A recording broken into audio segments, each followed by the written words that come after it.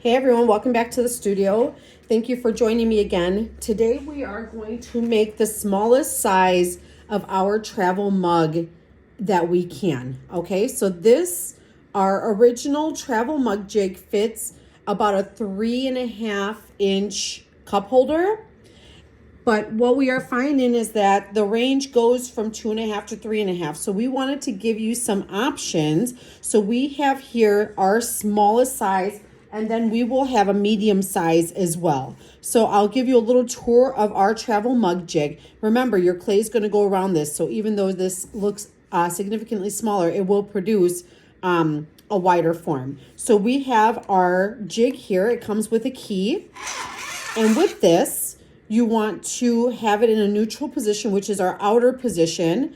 You'll know it's in the neutral position because it's the widest position, and you'll see the key on the outside.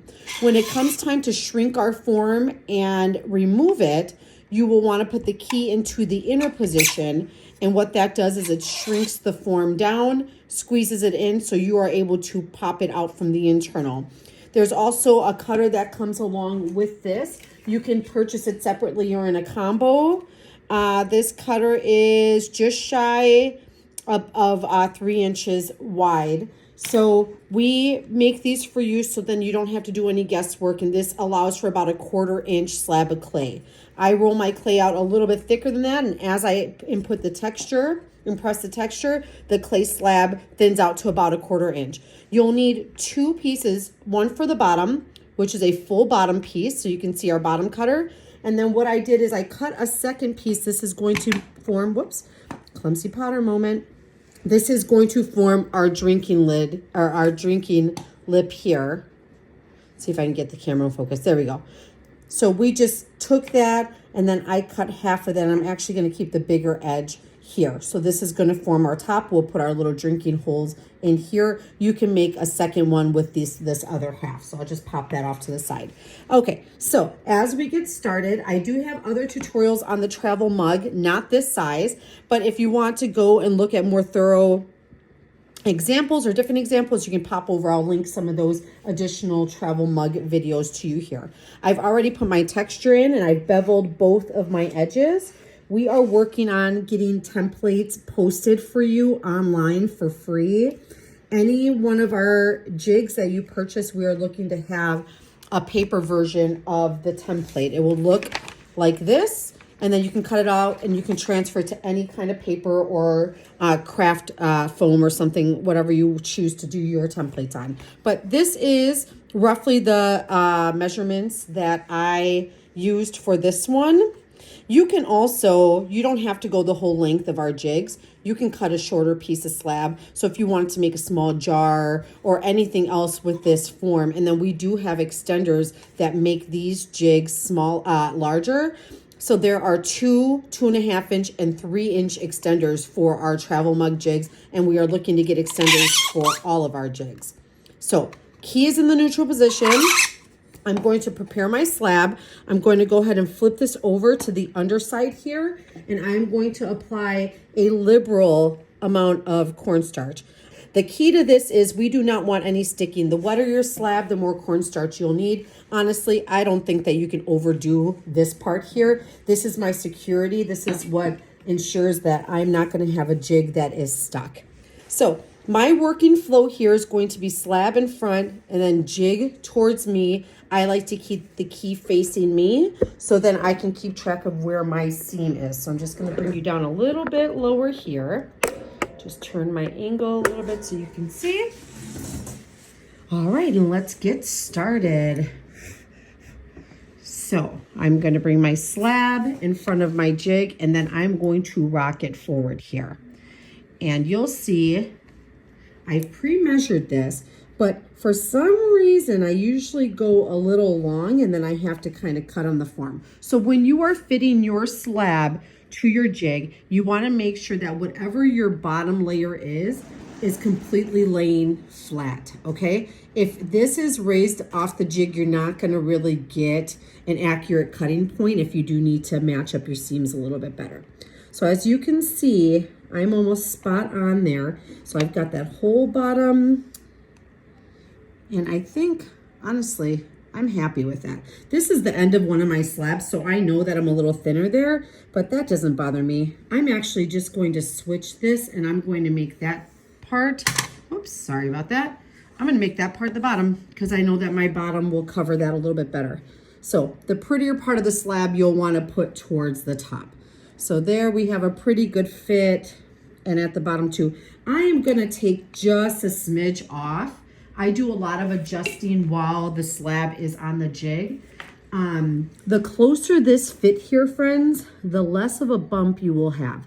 So I'm just gonna come in, I'm going to eyeball this. If you wanna take your slab off the jig, perfectly okay. I'm gonna follow my angle, and I am just gonna shave off just a sliver of clay there. Don't forget to score the side that you freshly cut, and then we are going to attach this. I use a vinegar slip in my studio. Feel free to use whatever kind of slip you'd like. The only tip I'll give you for the slip is to slip the part of the clay that's away from the jig. If you get this vinegar in between your clay and your jig, it will create an impressive glue. So I've got that. It's such a small form, it's adorable. And then I'm going to come in, I'm gonna pin down the bottom and then smush over the top using the muscle of my thumb, clean and dry. And I am able, friends, to put a ton of pressure on this because of my internal structure of the jig. And you can see, if you've got a little gap, just work that side over a little bit. And then you're gonna wanna make sure that you have full contact there. And I'll show you the top of my jig. See how there's a little spacing there? I wanna really come through and hug my clay to the jig and then bring it and really secure it at the joint. I'm going to flip this little guy over, and we are gonna do the same. I'm gonna start squeezing from the back here, making sure I have full points of contact. And just like I suspected, that bottom, that little problem area there is just kind of blending right in. Now, if your texture is deep enough, which this one is, this was a fondant, show you what I used here. Just one of these fondant cake mats, super flexible, easy to use, gives gorgeous deep texture. With a dry finger, you can come in and you can't even see this seam here. Look at that. Nice and flat. I'm able to come in. Now remember, my clay, this was the end of a slab, so I'll deal with that when I get the foot on. But as you can see here at the top, it just allows you to make that seam almost invisible because you have so much structure. I can really push and get that nice and flat. I am loving this. Now, this little travel mug here, I'm gonna accentuate my seam because I like to see where my seam is. I like that handmade nature. That's kind of my style. You do not have to do that. If you don't like that, that's totally okay. You don't even have to tell me you don't like it. You can just choose to do it however you want. But I do like when it looks kind of like paper folded over paper. So I've got that completely in here. If you do have people who have smaller cup holders and do want to take their coffee to go, this is a wonderful option for them. I would suggest adding the extenders on because you do want a fair amount of coffee. I don't know I'll let you guys know what the final capacity of this is once I fire it with my clay. But as you can see, you could do almost anything. It doesn't have to just stop at a mug. There's a million things you can do with this form. So we've got our seam compressed. I'm gonna come through now and I'm going to shave off the bottom. We wanna make sure that we have a nice level surface here. So I'm gonna bring my banding wheel over. I'll show you what we've got here. So I'm gonna slide my banding wheel into view here. I'm gonna back up just a little bit. And I'm going to use our banding bat, okay? This is the Shimpo, this is their smallest wheel. And then our banding bat just clicks right over there. And the purpose of this is it keeps your Studio Pro inserts from sliding around, which has been a game changer for me because this gives me a lot of stability there. So I'm going to put my travel mug size small on here. The key will make it a little off kilter. That's no problem. What we're looking to do here is have a good view and follow the jig along to make sure that we've got a nice flat bottom. This is all in preparation to add our bottom on. And because the jig is right there for me, I'm able to follow that with my knife and get a really, really flat bottom. Now, anytime you smush clay against the jig, you'll want to release it a little bit and then just bring it back in lightly. We don't want any clay wrapping over the jig. That'll make it hard to release. Same thing here on the bottom. Now, I don't quite clear the top of this jig, and that's not a big deal. So what I'll do is I'll pick a point. I'll really stabilize my hand. I'll turn this, and I can see right by this key, it gets a little high. And then I'll want to come and just make sure that that's nice and level. I have a studio level as well. So this is kind of my first line of defense. Oops, okay. I think we're gonna have the eyeliner phenomenon here. I think I cut a little deep, so now I have to go all the way around, which is fine. We just kind of, whatever you do, just make sure you're doing it even all the way around. I was trying to look through the camera and I lost my spot, but there we go. Now we have it nice and even. That's no sweat to me because I'm gonna add on the bottom, and then we'll make it a little bit more even once we're done with that. Okay, so now we have even top, even bottom, everything's released. It's time to remove this form. So I'm going to bring the key towards me, show you what I'm doing here. I'm going to release the key from the outer neutral position and put it into the shrinking position. So why don't you come over top with me here, and it should slide right out beautifully. And then what I'll want to do is click this top, and then I'm going to pick it up gently and kind of click the bottom. If your key does not slide into second position easily, it's hung up somewhere. So you're going to want to catch one of the holes and then shrink the form and catch the other hole. Now you can see it's already created a gap between the form and the clay. I'm going to push this in. Again, if you are having trouble here, your bottom is probably not lined up, so you want to flip.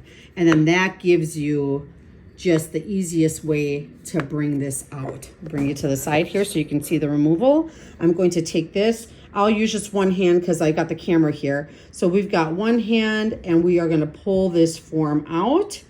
At this point, you might want to put it back into neutral if you're going to make another one after this. I have applied clay to these when the key was in the wrong position before. It happens.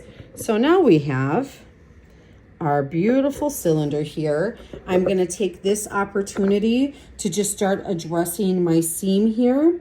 And I'm just going to follow the flow of the seam. I'm not introducing any volume here. We want these travel mugs. Whoops, I was going the wrong way. We want these travel mugs, friends, to fit in a cup holder, so you really want it straight up and down. And my clay is overlapped like this, so I'm just bringing clay from the left over to the right. Now, this is my top. I'm going to flip this over onto my rim cone so we can get the bottom attached. And I'll want to make sure that I'm addressing the seam in the bottom before I attach the bottom, because it'll be really hard to get to once the bottom is attached. So I am going to grab my rim cone. It's actually in another project over here. This is my tapered, this is our new tapered form. So I'm going to take my regular rim cone, and that is, friends, too big. Okay, so we are going to size down. Yay, we actually get to use our mini, which is a riot because I love this little guy.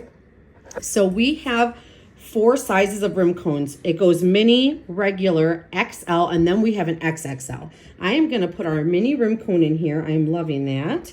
And then I'm going to bring this off the banding wheel so we can get our bottom attached, okay? Slide the banding wheel with the banding bat over. I'm going to take this tiny little cylinder and I'm going to put it on the rim cone. And this is going to be now my little rim cone banding wheel. So you can see that there.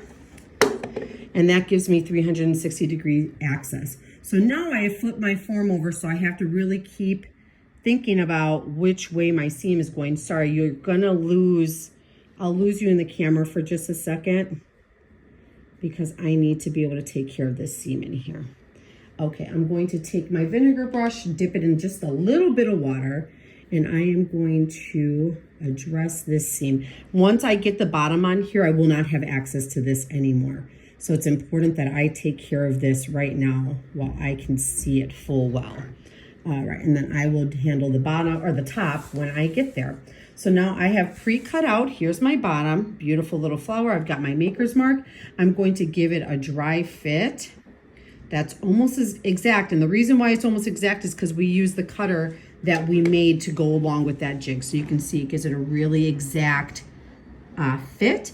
I'm going to come through. I'm going to deeply score my bottom. You want a really nice deep score to attach any attachments. If you're having issues with your bottoms and tops coming loose, it could be the depth of your scoring or what you're using. I use vinegar, it's like glue. I love it, I never have an issue with it. So I always apply it to the attachment. I don't want to drip a lot of water into my pot. So I'm going to flip it. I already did a dry fit, so I know that I'm in good shape here. And I am going to just make sure it looks really good. Again, I'm going to take this dry part of my hand, this muscle. I've got my tiny rim cone, my mini in there, so I'm able to spin it. And as I'm spinning, not only is it giving me a rotating function, but it keeps tension on my rim and it keeps everything nice and round. Now I can see this part's sticking out a little bit, so I have to do a little more work. I wonder if I slid, and that's okay. Okay, so I know I'm applying enough pressure because I have slip that's squeezing out from that joint. I like to, at this point, take my small anvil and I'm gonna fake a foot. I'm gonna pop this bottom in here, just dome that in. Don't worry if your seam starts to separate a little bit, we'll address that. And by faking that foot, it gives this concave effect. So as you're drinking, as it's on the table, it looks like you've got a little fancy foot there. I like to fake a foot. So I've got a dry thumb. I'm gonna reattach this. If it came a little loose from putting pressure there. And now we are going to flip and do our footwork here. I've got my rim cone in there, so my rim is nice and round. You can see this cylinder, it just, because we used the jig and because it gave us so much structure, this cylinder is just so straight up and down. It's really easy to do. So I'm gonna come down here at the bottom. I'm gonna remove that band of slip, okay? And then I am going to take our mini shark fin, this tool here, move this. This is our mini shark fin tool here, foot tool. And I'm going to start at this angle and then I'm going to rock it up to a steeper angle. And you really want to plan out what your foot is gonna look like at this point. I know I want to carve into my foot, so I want a really steep angle there. So that's what I am planning for. This aesthetically will look nicer because you'll have a lighter foot on the table. So it really elevates your pot. It gives it a little bit of a shadow line here. And what that does is it raises your pot off the table so it looks lighter, so it's not as clunky. But also, if I am putting this into a cup holder, it keeps this bottom nice and slender. Now I'm taking this angle and I'm rocking it up, okay? And you're gonna see just the amount of clay and slip that I'm picking up when I do this. It's like one of my favorite parts. All of this slip. If you leave this at the bottom, it could cause cracking, and that's just additional weight that you're leaving on your pot. Now, I'm not gonna fuss too far here. You know, at this point, I can get kind of carried away. I will come and do some more work. But I always like to say at this point, if you just finished here with just bumping in this bottom and just coming through with that shark fin, you can see this is a perfectly lovely foot. I could leave it just like that, finish burnish with my finger and go over it with a nice finishing sponge and we would be done. I will take that one step further, but that is up to you. Our foot friends, at that point, the seam is compressed, everything is joined lovely, we're done there. Now let's come over top. Okay. So let's add our top on here. So I like to wake my clay up a little bit. I'll just slam this guy on the work surface just a little bit, just to give it a little more pliability. And then we are going to remove our mini rim cone. I'm going to twist and just pop it up. I'm going to bring you overhead here so you can see what we've got going on. Nice cylinder there for you. Has kept its shape beautifully because we used our rim cone. We added the tension we needed there, so we were able to keep it really, really nice and round. So now we're gonna take our rubber shaping tool here and we are gonna address this inner seam. Okay, so I just put it at the bottom, keep my angle. Remember, this is a little bit of a more narrow form, So you want to really mind that you're not scraping the sides of your rim. Okay, so we picked up this little band of slip here. That will cause cracking. We do not want to leave it at the bottom. I'm going to take my studio brush, my little vinegar brush, and dip it in just a little bit of water. I'm going to come down here. I'm not introducing puddles and puddles of water. What I'm doing is just taking this time, because I am going to put a lid on here, to really make this bottom nice and pretty. Okay. And of course, I'm knocking my rim all around because that's what I do. I am going to make sure I'm not leaving any standing water at this point. I'm going to double check my seam because I will not have access to this when I'm done. So that's looking really good. My rim is looking nice and round here, and we are ready to add on our lid. Now, I like to keep my seam that I've accentuated. I'm right-handed. So I like to keep that seam on my right hand when I'm holding a cup. So I know that my drinking lip will be on this side right here, okay, facing me. And if I add a handle, if this isn't going to go and I just want to do a handle on this, I will want to plan out where my handle is going to be. I love this. So I'm going to mark and mark. Going to come through here, and I'm going to deeply score that part, and then I'm going to come through and deeply score my lid. Now, I don't have to score this flat part because that's not going to be joining onto anything. And you want to really keep your corners, keep good attention to your corners there, because that's where a lot of lifting and separation will occur if you don't adhere that part really well. Taking my vinegar slip, starting at my corners to make sure that I have plenty of slip there. Going to go all the way around. Make sure I have enough slip on here for you. Okay, that looks good. And then I'm going to follow the guides that I have set down already. And I'm going to put my little lid on. Now we're following the same construction as the foot here, okay? We are going to come in with a dry hand and start to smush this down. I'm supporting my cylinder because we don't want to knock it out of whack. And then I'm going to make sure that I'm really tacking down those corners, okay? I will show you in a second here how to make your drinking lip really smooth and having a transition where you can't even tell that that's two pieces. You want it to look like one piece here, okay? So at this point, that feels really good. I'm applying a lot of pressure. I'm seeing my slip come out. My top is nice and round. I've kept my form. And then I'm going to pop in this lid a little bit. Now I will use, especially on my bigger forms, my small anvil to just pop this in. This serves a couple functions. Your lid will naturally slump in the kiln, so I don't fight that. I accentuate that. But as you can see here, it makes for a really nice drinking lip because as you're drinking, the liquid just pulls out. So that dip there gives your mouth a really nice feel.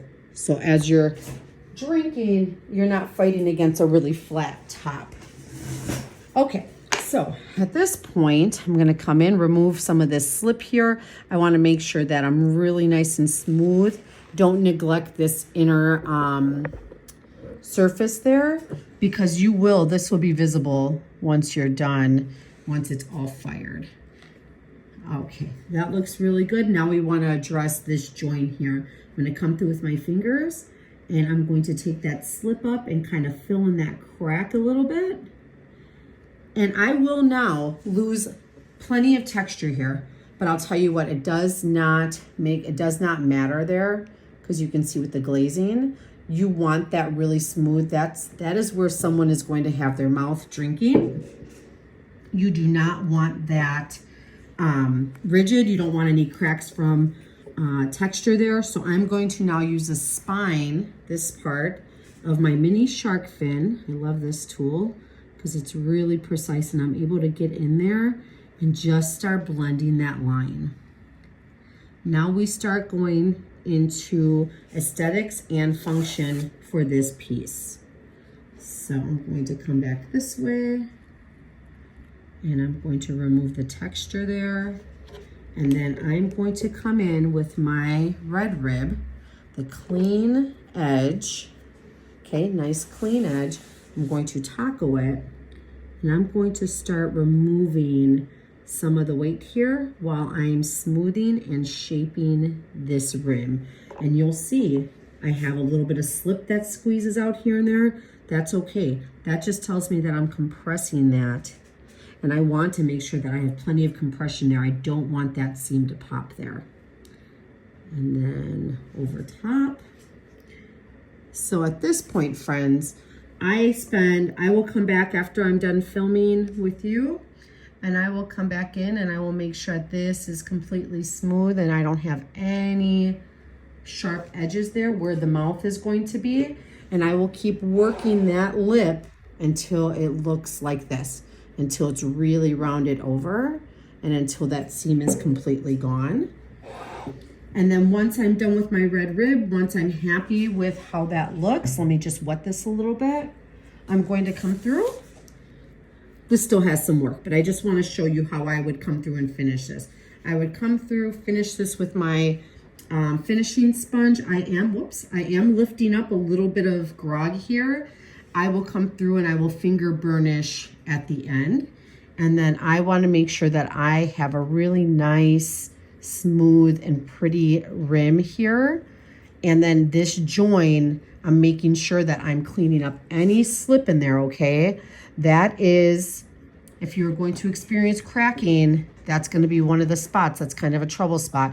You want to compress and make sure that that join is dry. No standing slip there, okay? We don't want to give any reason for cracking. So this is looking really good. You can see that I've almost completely erased that join line with the mini shark fin, with my sponge and with my red rib and finger. It's that whole combo. Now we just need to put our drinking spout in and we are all done. We've got a small travel mug that will fit a 2.5 inch or bigger cup holder.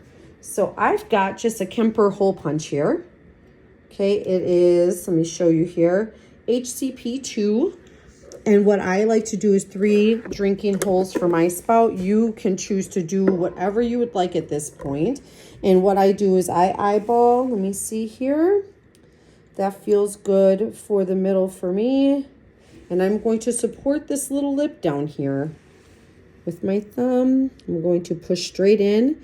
And you're just going to want to follow the curve of the pot. And if there's a little schnibby in there, that's fine. I'll show you the next step and you'll pop that through when we widen that hole. So I like to follow the curvature of the rim. So my next hole would be slightly higher. And then the third hole is always my wild card. It just, sometimes it cooperates and sometimes it just does whatever it wants. But either way, as long as you're following your drinking rim, you're good to go. I take my studio brush, the end here. This is just a regular paint brush. And this is where I pop through. I pop my little schnibbies through, but I also go down to its widest point. Notice I'm always supporting this. We don't want to cave this in too far. I go down to the wide part of the brush, and that will bring that hole a little bit bigger. And what we want to do is make sure that hole is big enough where it will take glaze and it will not close up completely, okay? These schnibs, I let them sit at the bottom of the pot until leather hard and then I fish them out. If I try to fish them out right now, they're just too sticky. And then this is a really important part. You're gonna have to get in here at leather hard. I don't wanna do it now because I don't wanna distort the rim, but you wanna make sure that you're coming in and you're smoothing out these holes in here because they will get sharp, okay? Because you have popped clay through. That little guy, there we go. He did not want to fall. You'll want to make sure that you have no sharp edges so as people are putting a bottle brush, they're not snagging there. So this is our one-piece construction of our travel mug small. This is our regular here. So this is our smaller version. I'll compare it to you. I'll give you a comparison here.